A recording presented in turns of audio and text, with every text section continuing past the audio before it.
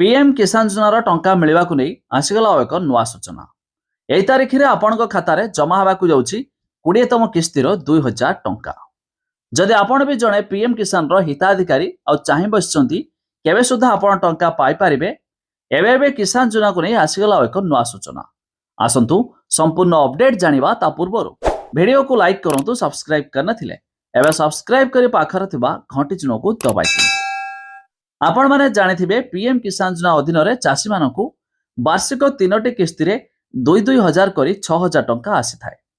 तबे गत 19तम किस्ती टंका फेब्रुआरी मास 24 तारिख रे बंटन करा जायथिला। अर्थात यार 4 मास व्यवधान ए जुलाई मासरे आसीबाकू जाउछि आपणक खातार पीएम किसान रो 20तम किस्तिर 2,000 टंका। हेले जदि आपण भाबुथुबे एही टंका केबे सुधा मिलिबो आपणक खाताको, तेरे मिलुथिबा सूचना मुताबक जुलाई मास 28 तारिख पूर्व आपण खातार जमा होगाकू जाउछि 20तम किस्तिर 2,000 टंका।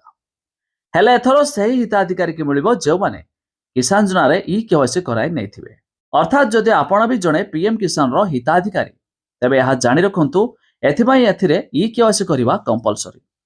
तेबे आपण चाहिले निजर आधार नंबर जरिया रे ई-केवाईसी होइछि कि नाही थरटे जांच कराई नियंतु, नचेत सरकार टंका पठाइले भी आपण खातार जमा हो पारिबो नाही। एहा छड़ा पीएम किसान योजना रे आउ किछि नुआ लिस्ट जारी होइछि।